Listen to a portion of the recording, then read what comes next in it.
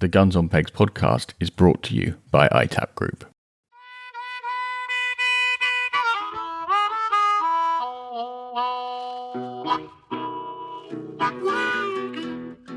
Hello and welcome to the Guns on Pegs podcast. I'm George Brown. I'm Chris Horn. How are you, George? Very well indeed, thank you. Very well indeed. Well rested after my trip. You had one of those luxurious moments where parents look after children, you get to go away. Exactly. Sunshine, pasta, red wine. I'm still slightly pink. It's lovely. Spent one day on the beach and didn't realise how strong the sun was. Had my sunglasses on all day and looked like I'd just been skiing. When I got back to the B&B, it was great. But more excitingly, Chris, I don't know if I ever told you this. I was sent by a podcast listener some grey partridge eggs. I didn't know that. And that now makes the picture I saw on WhatsApp makes sense. Yes. So a very kind listener sent me some grey partridge eggs and they hatched. 6 of the 12 hatched, which is pretty good going for posted eggs. They were incubated by one of our bantams and they are all doing tremendously well. It's very exciting. That is really cool. So they're in the chicken run. They're not with any of the other chickens, just with their mum. Right. Who is a chicken? Who is a chicken. And what are you expecting from here? What's actually going to happen when you... Well, this is a valid point that I've been asked several times by members of my family. I think the general plan, I'm not going to release this lot because I'm worried that if I did, they would just vanish, never to be seen again. So these guys, I'm becoming a game farmer. Okay. So you're going to breed from these guys. I'm going to breed from these guys next year, which could give me somewhere between kind of 40 and 60 eggs, depending on how things go, and assuming that they all make it that far. So then, I think that's a sufficient number that I could release for season 2027. You don't see many released English, do you? There's a reason for that. Well, the exciting thing about this is that the parents of these chicks are 3/4 wild minimum. And because they have been hatched under a broody hen rather than an incubator, they are rather more wild than they otherwise would be. I'm doing slightly mad things like digging up ants' nests to put in their run. It's quite fun to watch them annihilate. So they're going to be pretty wild. Not completely wild, but quite wild. So I'm hoping that they will do pretty well and that their future offspring will have good instincts as well. So, I'm sort of expecting something to go catastrophically wrong along the way, but there is just a slim possibility that in, 10 or 20 years' time, if I keep at it, we might eventually get some grey partridges over the guns on the farm. 10 or 20 years. Yeah. By which time it'll be my kids shooting them, not me. But to be fair, I don't think I've ever heard of a grey partridge project with less years in planning. Exactly. Yeah. So anyway, well, that's very exciting. Good luck. Thank you. I'm very excited. But anyway, let's move on. Tell us about our guest. Indeed. So our guest today began his career working for the Royal Warrant holders, there's a mouthful, fly fishing brand Hardy. So this is going to be a topic of conversation for you, no doubt, George. Starting in the factory there. Later, he joined Hardy's parent company, Pure Fishing, working his way up from brand business manager to managing director of the Europe, Middle East and Africa. And since 2025, he has been leading the latest chapter in the storied history of one of the most famous names in gun making as General Manager of Holland Holland. So please put down the turn screw, step away from the workbench and give a very, very warm welcome to John Henderson. Welcome, John. Thanks, guys. Appreciate it. Good to have you with us. Yeah, really good to have you with us. Looking forward to this. The last time I think we were chatting in a sort of friendly situation, it was in a curry house after a number of beers. It was, yeah. I thought you were going to say laughing at me in a field for a second, but yes, I think the end of that day was actually very enjoyable. Well, okay, well, on that point, we must just let the listeners know what happened in that scenario. Because genuinely, I was thinking about it this morning. I think that was one of that moment was one of the highlights of my season. I'll never forget it. It was brilliant, just laughing at you for minutes and minutes and minutes. Which made my job a lot harder because I actually couldn't keep a straight face because of you guys. But yes, it worked out in the end, thankfully. We got one of the pictures that we could use. Did you only? Yeah. Okay, so the situation was this. We were shooting in Wales and John had been asked to be guest editor of Field Sports Journal, and obviously that requires a few nice photos of John in the field for use in the magazine. So after the last drive, Mike, who is John's colleague, would take some photos of John staging a bit of shooting just for, straight after the last drive for the magazine. And obviously, if you're with a bunch of people on a shoot day and someone is staging some photos, that calls for one sort of situation. George, what happened? A lot of heckling from a distance of about 100 yards from the rest of the team. A few pickers up, keeper Will Horner, our host. Some beaters. I think the postman was on his way past. I think I think there was even a lady that lived in the cottage behind that joined in at some point. So none of these photos were really usable then. Well, one. We did actually get two. We got one, which was the exact one when you guys were making the most of the noise, which just happened to be the one walking towards the camera, and then a natural one where I was actually shooting. So we did end up using two, but yes, it wasn't easy. Thanks to you guys and everybody else that were. It was the sort of supermodel strut as you approached the camera, I think, that tipped us all over the edge. Supermodel. I've never been called that before. Well, I'm glad you'll look at those photos forevermore and at least you'll have a little smile in your face. It is the first reaction I had, and actually since the magazine was released, I have had a couple of very nice messages from some of the team that we shared the day with that day. So Sam was the first to send me a message. It was a lot of laughing emoji, smiley faces. I think I have had to stage a couple of shooting photos before myself, and it is really awkward. It's not an enjoyable thing to do. Yeah, I think you have to work at it a little bit, but I think as to your original point, we needed a few photographs for the article, which I think was a good opportunity for us to. It's not often I get dressed in full tweed attire, so it was a nice opportunity to do it in a natural environment. Yeah, that always helps, and I think you made the right decision in staging the photos rather than trying to take photos. While you were actually shooting, because I've always found that the moment someone points a camera at me, even if I'm doing something that I know how to do reasonably well, I will immediately forget how to do it. And it completely ruins the experience. If someone's taking photos of me when I'm fishing or when I'm shooting or any of that sort of stuff, everything just goes completely to pot and I never recover. Well, hopefully you guys have read the article and you've seen the positive side of what was created. When did it come out? It was a while back, wasn't it? 2-3 weeks ago. Oh, 2-3 really? weeks? Yeah. Oh, I must have seen the pictures then before it all came out. Very likely. Yeah, I think you shared them online, didn't you?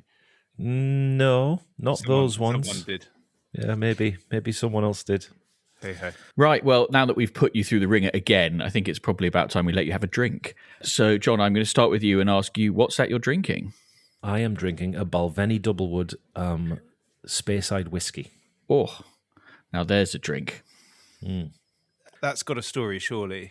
Well, it has, because I would say that it's my favourite drinking whiskey. There are various different types of whiskey that I would say I enjoy drinking. Some are an end-of-evening drink, some are tasting, and some are drinking. And I would say the Doublewood is such a smooth, very simple whiskey. It's just enjoyable to drink. So, yes, that's what I'm drinking today. So the Doublewood, though, that's because it's been aged in 2 different casks, right? If I remember correctly. So that always adds a little interest, doesn't it? Is this a personal thing, or is there a Holland and Holland link in there as well? No, there is no Holland and Holland link. It's just a personal favourite whiskey. I used to do a little bit of collecting of whiskey myself personally, and I'm a big fan of the Speyside area and taste notes. So Macallan, Bulveni, Glenfarclas, they're all very, very nice, easy drinking whiskies in their own right. But this one is just it's very accessible from a price point. Most supermarkets stock it, so it's something that you can always go to. It's not a difficult to find one. Yeah, lovely stuff. Really good stuff. Right, Chris, over to you. What have you got? I've managed to find a beer that I haven't had before, which on the basis it's from Kent, I'm quite surprised by.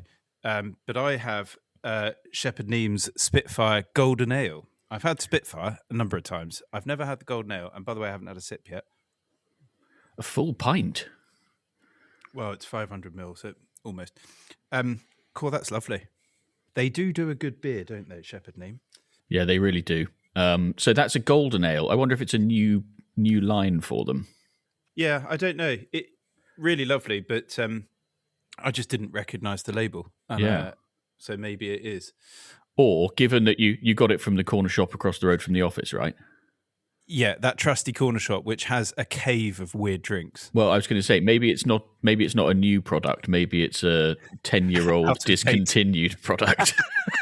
That's more likely. That would be hilarious. John, this corner shop, I found Jamaican Guinness in there once. Wow. Which was absolutely revolting. But it genuinely had the Guinness logo on it. I couldn't really work out what the tie-up was, but it looked like it was brewed in about 87, based on the state of the label. Could be a reason why it wasn't the best. Yeah, it's sort of been to Kingston and back. But I'd highly recommend Spitfire Golden Ale. I can imagine, actually, in the summer, when it's a little bit warmer than it's got this week, that's a winner. So I'll bet, I shall be investing. Very nice. George, are you on? Have you gone down the whiskey route to follow John? I haven't. I am sort of on a supermarket lager. As we already mentioned, I went on holiday. My wife and I went to Sardinia, and I have got a beer that is available absolutely everywhere in Sardinia, but I don't think in many other places. It's a Sardinian beer called Ichnusa Non Filtrata. So it's an unfiltered lager. It's very dark. Almost the same colour as your golden ale, actually, Chris, and it is fantastic stuff. I drank quite a lot of it while I was away, and then in the airport, I suddenly thought, "Oh Christ, I should really have taken the opportunity to get something for the podcast."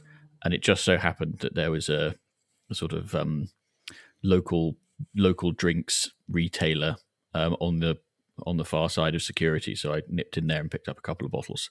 They also drink out there something which is very, very similar to sloe gin, but is made of myrtle berries. And I don't think I even really know what a myrtle berry is, but it in colour and flavour, it is nearly identical. So I nearly brought some of that, but actually it's got a bit of a sort of bitter aftertaste that I wasn't really enjoying very much. So I decided that I'd stick with the beer. It's interesting that a beer has travelled well back home. It's one of those things, isn't it? When you have a holiday beer and you sort of have it outside of holiday setting, and you suddenly realise it's actually not very good. Yeah, because you're on holiday, it's lovely. I think the absolute winner for this is Carib Lager. If you've ever been to the Caribbean and had Carib Lager, it's just one of those things where if you're on a Caribbean beach, absolutely wonderful. Carib Lager on its own is rubbish. So it needs the scent of sun cream to make it taste nice. Yeah, exactly that. Yeah. Delightful. Okay, well, let's press on, and we are going to turn to the mailbox. John, we start these episodes off with a segment called Whose Bird Is It Anyway? It's where we ask our listeners to write in with their shooting quandaries and queries and dilemmas, and we do our best to offer them some sensible advice. This one comes from somebody I've decided to call Kiwi, who has written, Dear Pod, I write from a rather sunny New Zealand, where I find myself on a thoroughly enjoyable shoot, one I'd heartily recommend to any of you considering where to spend an off-season trip. I have a question I suspect falls well within your collective expertise. I'm in the market for my first gun. I've shot fairly regularly over the years, borrowing from friends and the occasional generous host, across a decent variety of actions and quarry. The time has come, however, to have something of my own. For context, I'll likely be shooting walked-up woodcock a couple of times a season, with driven pheasant and partridge 2 or 3 times besides. I'm based in Ireland, which brings the steel shot question into things, and I find myself genuinely uncertain whether an older gun represents a sound choice given that, or simply an unnecessary complication. With the mandatory steel shot transition in England presumably pushing a good number of older guns onto the second-hand market, I'm also curious whether it remains worthwhile investing in a newer gun at all, or whether there may be some rather attractive buying opportunities among the classics in the coming season or two. My principal question is this: between a side-by-side and an over and under, which would you consider the more appropriate choice for my circumstances? I'd also welcome your thoughts on a broader issue, one I suspect I'm not alone in facing. I'll be heading to university in Shropshire come September, and for younger guns keen to shoot regularly and get properly stuck in, what's the most sensible route into a syndicate? It can seem rather an opaque world from the outside, and if any of you happen to know anything in that part of the world, the tip would be enormously appreciated. Let's take this in chunks. Let's start with the gun. I mean, we've got the perfect guest. I would agree with that. Yeah, we can make that journey very easy. So what are you saying? I think, start where you mean to finish. You straight into a royal? I mean, the question is, does he go for an OU or a side-by-side? Was that the question? That's the principal question. One of the principal questions. And I think us three on this would probably all have their own preference. I certainly have a very clear preference that I prefer an OU. I love the romance and I love a side-by-side and the thought of a side-by-side, but personally I don't enjoy using a one. I find it much harder to swing through a driven bird with a side-by-side than I do an OU. Now, I think because he said he's going to be shooting some woodcock, there is definitely an advantage of a short-barreled side-by-side for a driven, a walked-up woodcock day. But then when you're going to transition to a driven pheasant or partridge day, maybe not appropriate. So for me, it's an OU all day long, lighter caliber for woodcock, maybe a 28 gauge or a 20 gauge, and then I'm a quite firm believer of tall pheasants with a good old fashioned 12 bore OU. So I think from my personal perception, I prefer to feel comfortable shooting with what I'm comfortable with, and that will probably be always an OU. Yeah. So what you're really saying, though, is he should have 2 guns.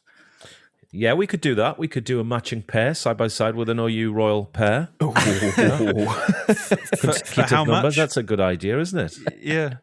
How many numbers do I need to match in the lottery? All of them. I don't know what the lottery prizes are anymore, actually, because I've never won anything on them. I think I could have bought more guns through lottery tickets than I have from winnings, but the prices on our guns do vary, and they vary based on spec. So we would price a gun up based on how elaborate.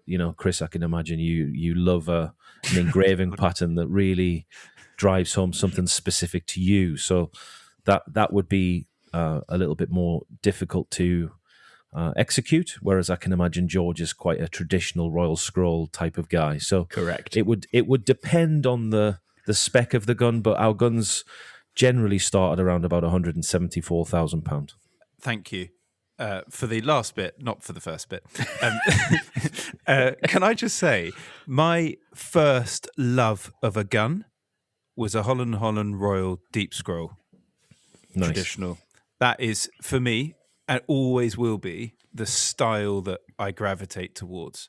It's slightly more pronounced than a light Rose and Scroll on like a Purdy, and I just slightly prefer that. Having said that, my Henry Atkin is essentially a bit of a copy of a light Rose and Scroll of a Purdy, but I just love that style and the deep scroll of the Holland Royals. Back to the question though, I think you're absolutely right, and I've got some context to add to this as an idea for him or her.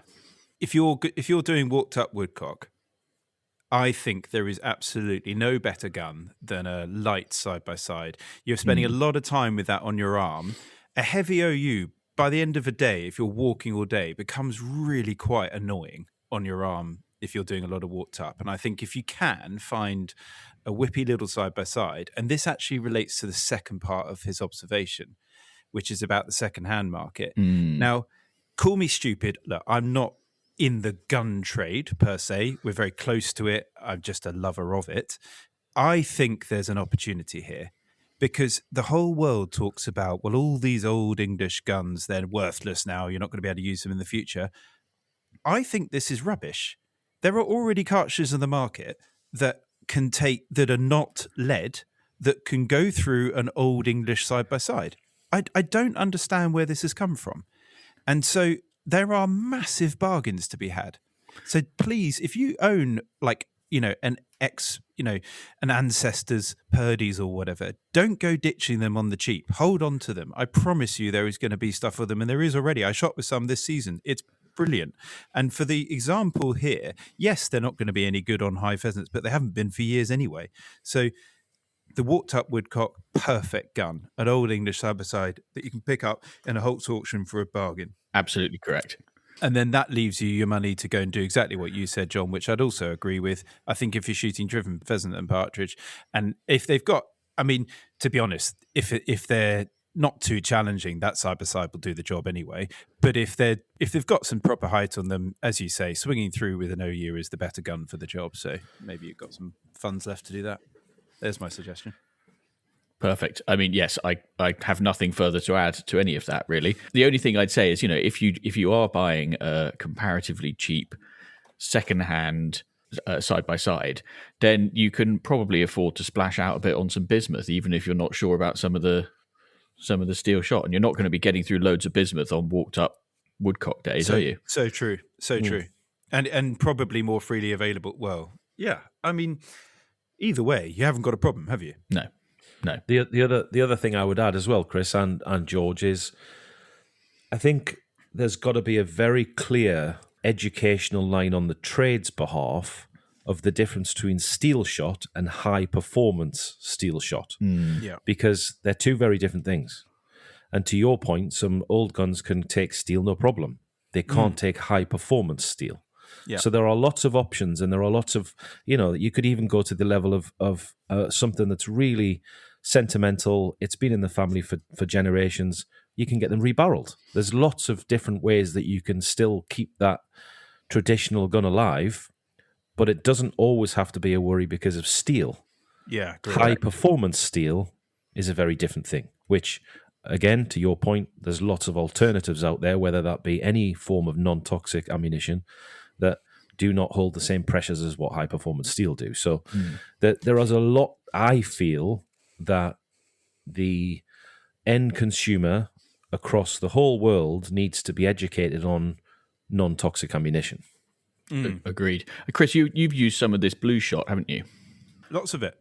And to be honest, I used it in a couple of different shoots, neither like sort of Yorkshire Devony type stuff, because to be honest, most, like probably at least 2/3 of the season isn't like that type of stuff, just because 2/3 of the UK or 3/4 of the UK isn't that type of topography.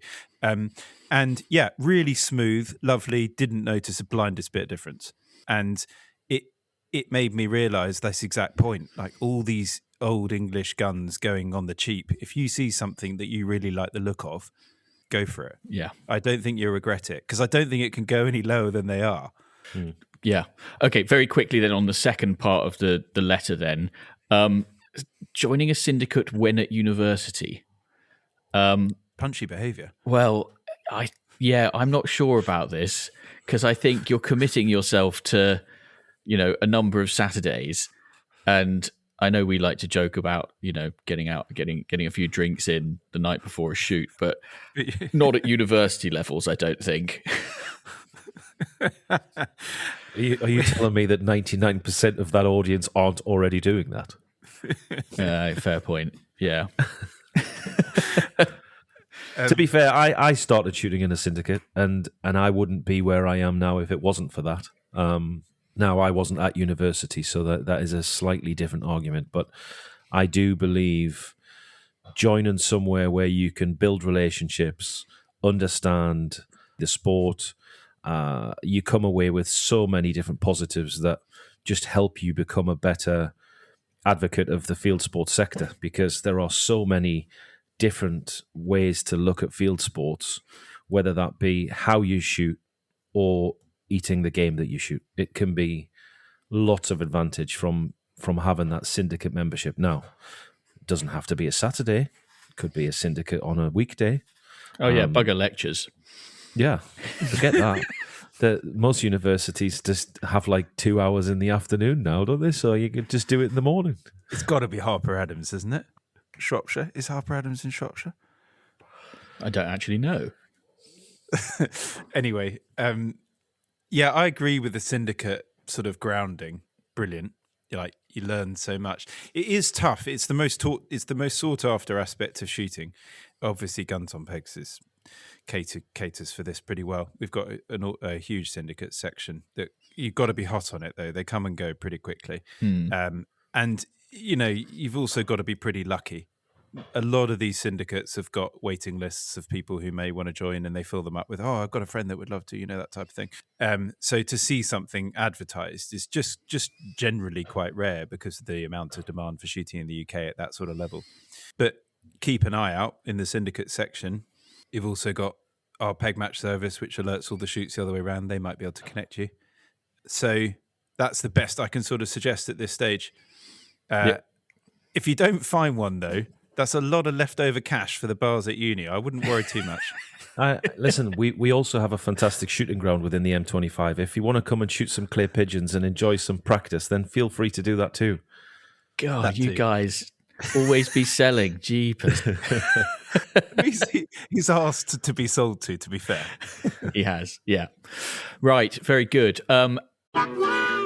This episode of the Guns on Pegs podcast is sponsored by Browning X-Bolt 2, a bolt-action rifle that combines technical prowess, adjustability, and ergonomics so you can live out your passion.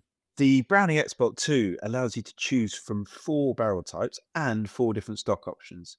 UK listeners will likely love the Nordic barrel, which is specially designed to accommodate a moderator, while the Veritech stock option, which features 4 internal spacers, a 32mm inflex pad for effective recoil absorption, an adjustable cheek piece for fast target acquisition, and interchangeable pistol grips, means you can set the gun up perfectly to match your shooting style.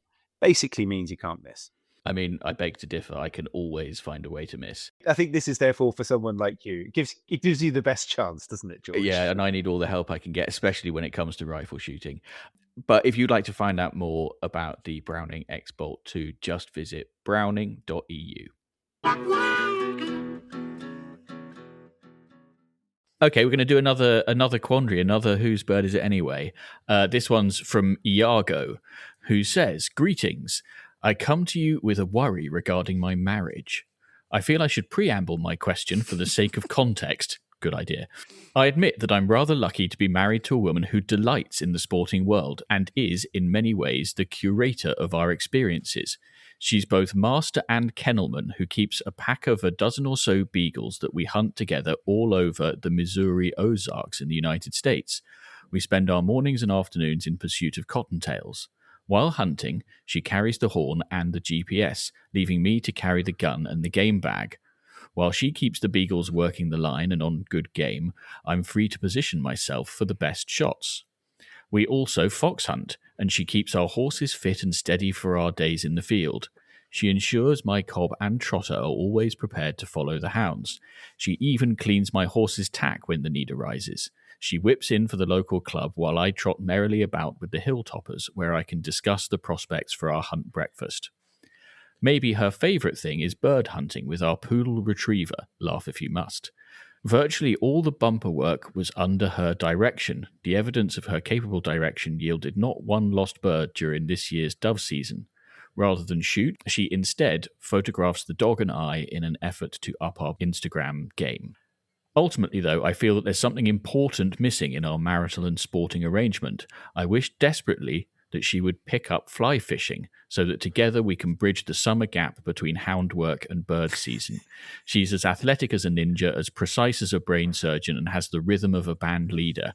I'm quite certain she can be successful in the sport and will duly fall in love, but at present I'm making no headway with her. She simply has no interest. I hesitate to call her selfish, but I think she owes it to herself to give angling a try.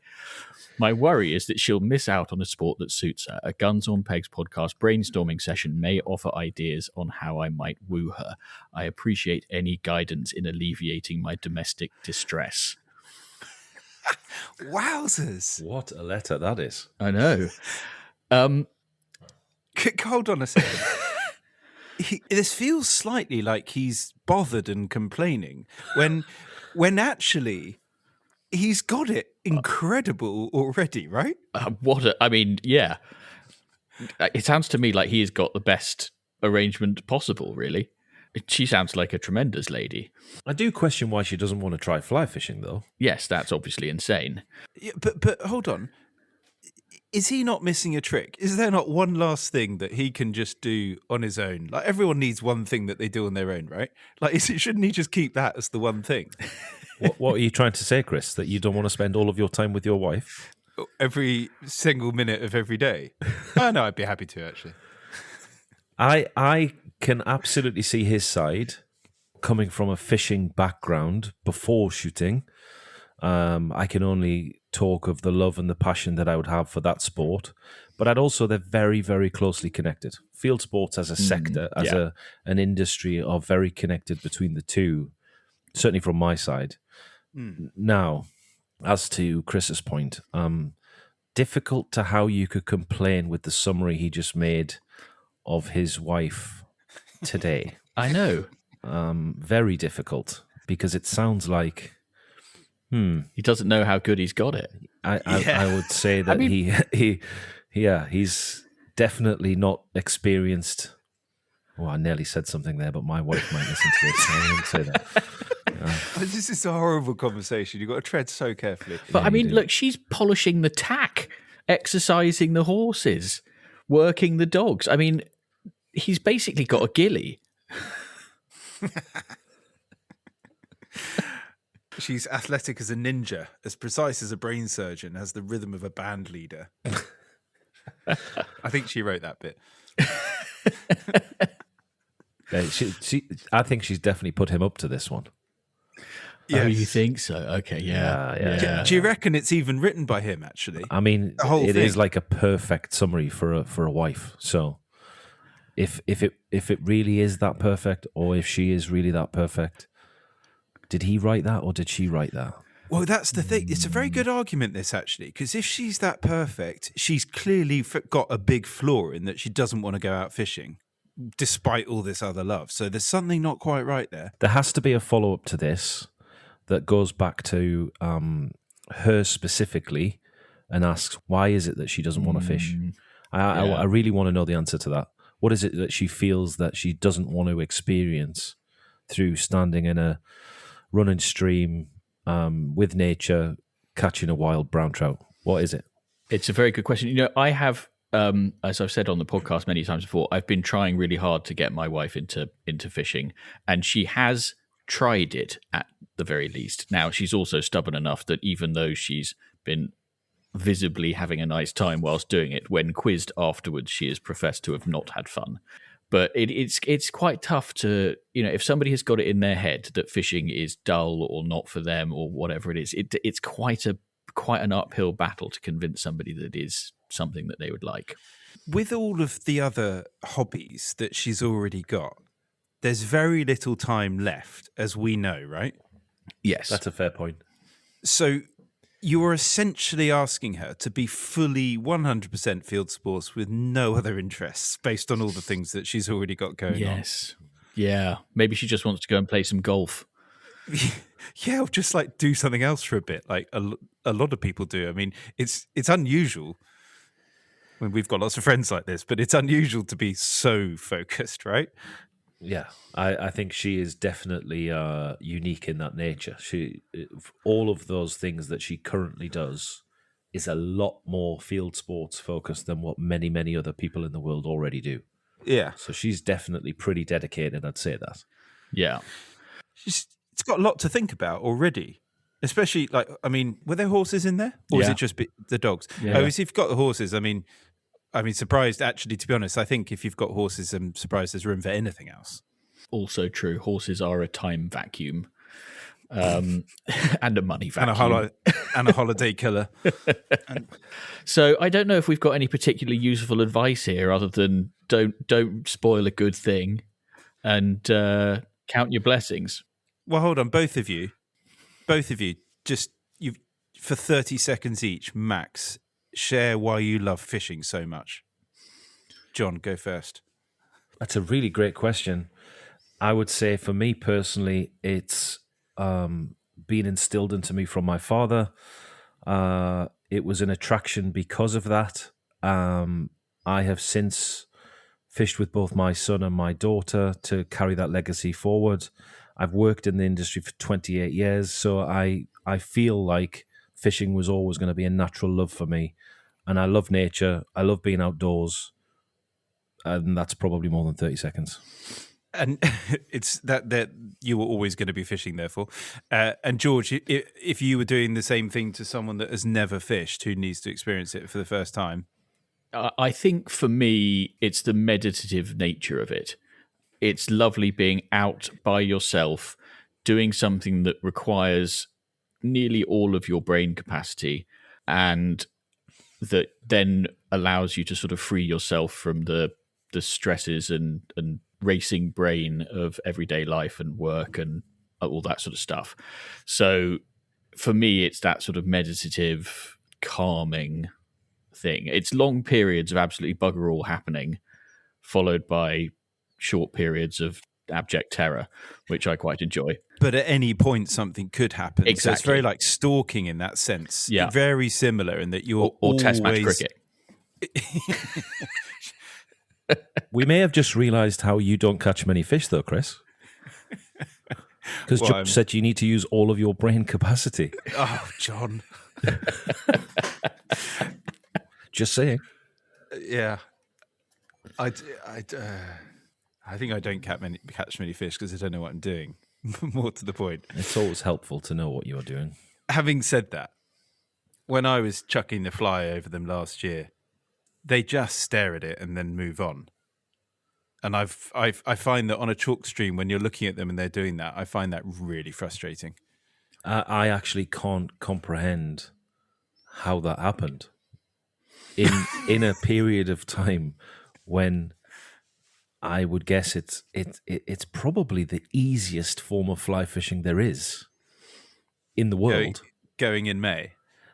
Well, we call it Duffer's Fortnight for a reason, because when the mayfly hatch on the Test, the Itchen, and all of the chalk streams, it's a very short window, very, very short window. And you probably got that 2-week period of non-stop flies hatching, whether they're actively hatching or whether they're spent on the water. The fish just go absolutely crazy. So really, you could probably put a cigarette butt on a hook and catch a fish.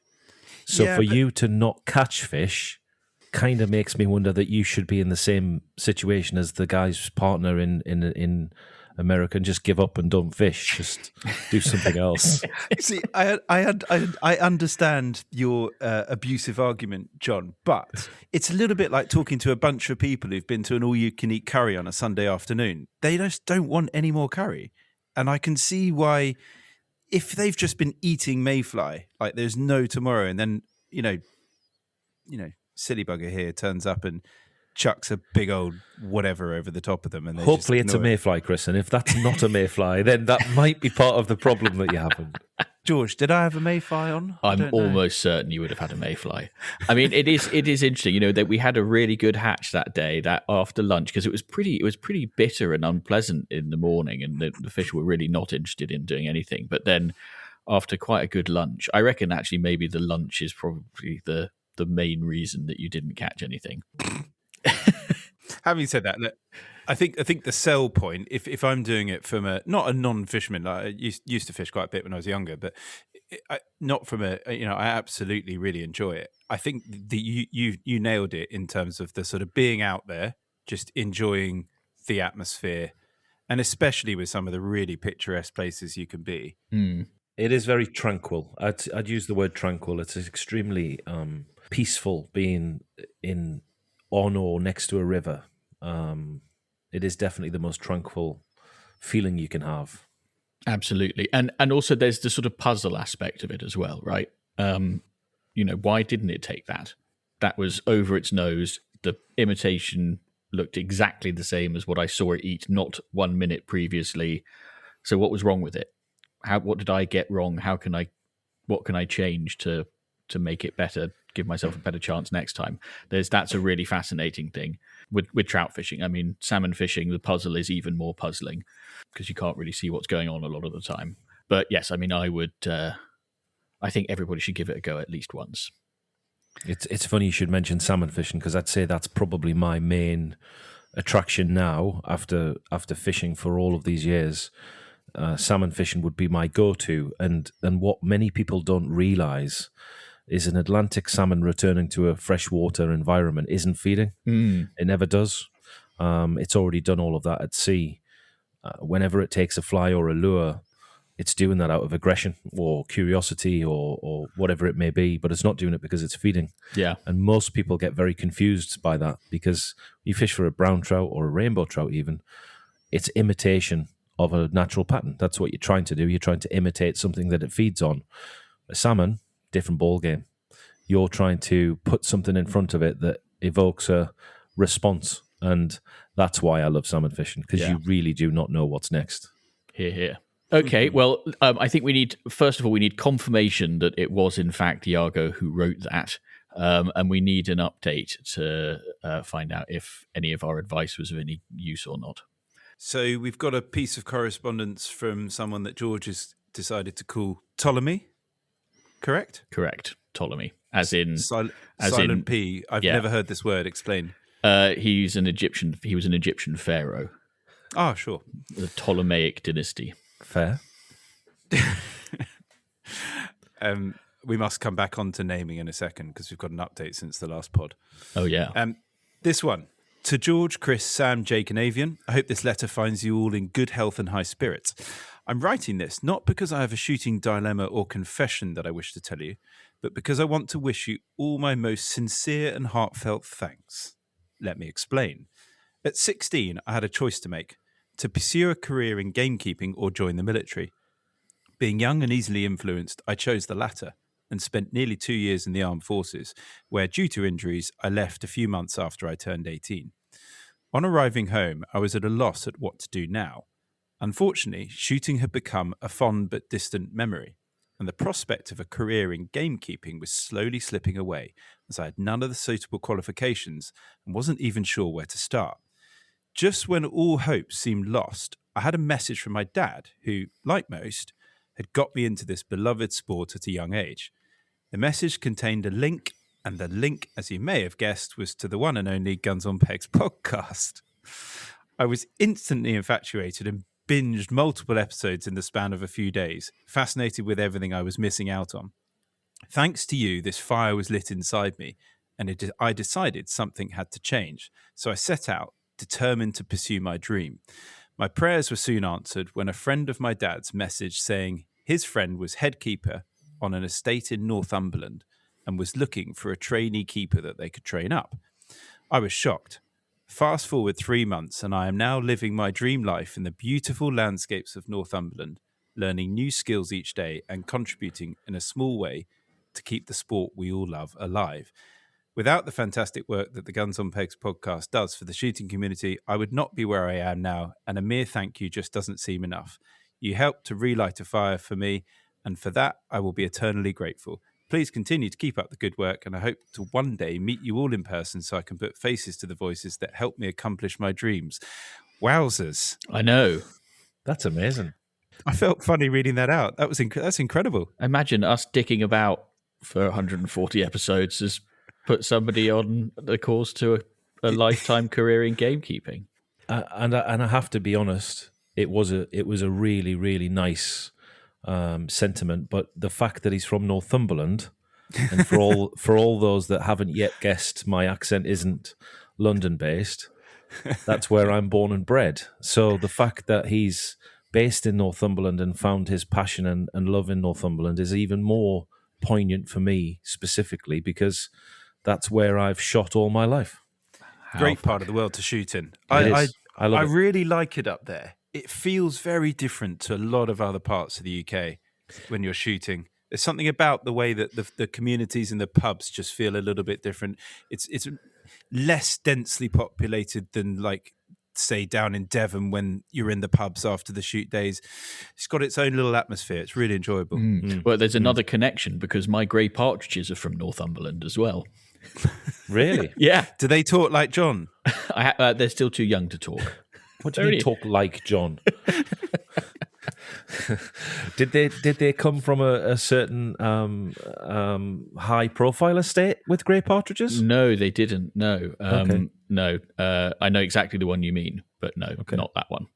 Interesting. Just a chap who's got his own little grey partridge breeding and restoration project. Interesting. It's very cool. It is really cool. And actually, just while I remember, because it's quite poignant. Back when I was in that syndicate in 2011, it was a long time ago now, 2011, I won an award within my syndicate for best shot of the year, and it was a grey partridge. Oh, really? Yeah. Wow. It was mixed in with other birds. I mean, it shouldn't have been there really. And it was a cracking high, really good driven partridge. And yeah, dog did the job and brought back a grey partridge, which was a bit of a surprise. But yes, it won me an award. Wow. Where was your syndicate? A place called Hexpath, which is in the borders, Scottish borders, just over the Northumbrian border, next to Coldstream, so not far from the Tweed. Lovely. Yeah. There's some lovely rolling. It's a rolling. I mean, it gets pretty extreme, but the way that it rolls around there is really beautiful. Yeah, it is. It's perfect, really, if you think about it. Topography's exactly what you want it to be. It's natural. It's the keepers do a great job, but I mean, those birds, they just fly so natural with those rolling hills. Mm. Yeah. So before George summarises, last time, actually, when we were in your wine room at your shooting grounds on our last episode, I still need to send you the invoice for that, by the way. File it in that special filing cabinet. Sorry, I have to repeat what George said. It's good advertising for you. What was I going to say? Oh, yes. Last time we announced that George had messed up and that he'd named two people Epicurus. Correct. And I suggested that we have a shoot-off at the game fair. Okay. Because Simon Reinhold has launched this thing called Rally Clays. Which we have here. We have Rally Clays at the Holland and Holland Shooting Ground. Do you? Oh, awesome. We do. Well, he's doing Rally Clays at the game fair. Anyway, he texts me, having listened to the episode, saying, we're on. The Epicurus shoot-off is going to be profiled in advance of the game fair. It's going to be live streamed. Jesus. Do you ever feel, Chris, that this podcast has got dramatically out of hand? So on the Saturday, before our podcast recording in the theatre at the game fair, Epicurus and Epicurus will be shooting off in Rally Clays to decide who is Epicurus 1 and who is something else, to be confirmed. We're just trying to come up with the worst name we can come up with. I can't wait to watch. That's going to be fantastic. And is one of you going to use a side-by-side? Actually, so we both the Epicurus are on the Most Noble Order of the Garters WhatsApp chat, and they have declared their guns of choice for the shoot-off, and one of them is shooting an Old English side-by-side. Yep, I expected it. That's awesome. Yeah, it's fantastic. Now, we have got a couple more bits of housekeeping to do just very quickly, haven't we? So the first thing that I'm going to say is that we have got one space left on the Order of the Garters Sim Day at Stockton on the 26th of June. One of the people who got in early has unfortunately had to drop out, so we've got a slot left. So if you would like to come on that, drop us an email, pod@gunsonpegs.com. And we are hosting a season opening dinner exclusively for members of the Most Noble Order of the Garters. So you have to have sent in correspondence before, had it read out on the pod. And if you have, you are a member of the Most Noble Order of the Garters. And we are doing a season opening dinner at the East India Club in St. James's Square, London, on the 12th of August. Wednesday night. John, do you want to come? I'd love to. Cool. You're coming as our guest. 6:30 p.m. We'll probably be in the pub on... Which one should we go to? Should we go to the Clarence? Let's go to the Checkers, just off Duke Street. Righto. Have you ever had a wallop? A what? A wallop? As in a pint of. Yes. No? This is a very serious question, and I don't want to get in the way of your summary because it sounds very, very specific and extremely detailed and important, but there is a bar just off St. James's called Davies. Oh, yeah. Davies at St. James's, and they do a distinct, unique drink called a wallop. And it comes in a silver metal pint glass or pint... Tankard. What is it called? Tankard. And it is exceptional. So it's just unique to that pub. So you should go to Davies and have a wallop. We used to go there nearly every Friday lunchtime. Down in the basement. Yeah, it's a great little place. I didn't even know about it. It happens to be 50 yards away from our central London location. I walked past it yesterday. Nice. Looking lovely with your stickers up in the window. Work is progressing well. When are you opening? We'll get on to that next episode. We'll do that in the next episode. Hold fire, John. I will say no more. So the season opening dinner at the East India Club, it is £110 per head, members only, no other halves because of space and all the rest of it. We've got an awesome menu lined up. It includes drinks and everything else. We're probably going to end up with a guest speaker. And instead of black tie, we're doing pink tie. So you've got to wear your garters as a bow tie. Yes. And it's possible. I've tried it. They tie up actually quite nicely, as long as you haven't got a 30-inch neck. Good. Excellent. Well, that's all very exciting. So, Kiwi, Iago, and Ptolemy, and now you, John, are the newest members of the Most Noble Order of the Garters and will shortly be in receipt of a pair of the very exclusive Guns on Pegs podcast shooting sock garters. And you can claim a free year of Guns on Pegs Premium, and you can get access to the Order of the Garters WhatsApp community. If you too have got a shooting confession, quandary, or query that you'd like us and our guests to help you with, or if you've got an unpopular opinion you'd like to share, or a career update, it turns out, and you'd like a set of garters, drop us an email to pod@gunsonpegs.com. But that's it for this episode. In the next episode, we will be talking to John all about what it's like being responsible for one of the most highly regarded gun makers in the world. But until then, thanks very much for listening, and goodbye. Wow.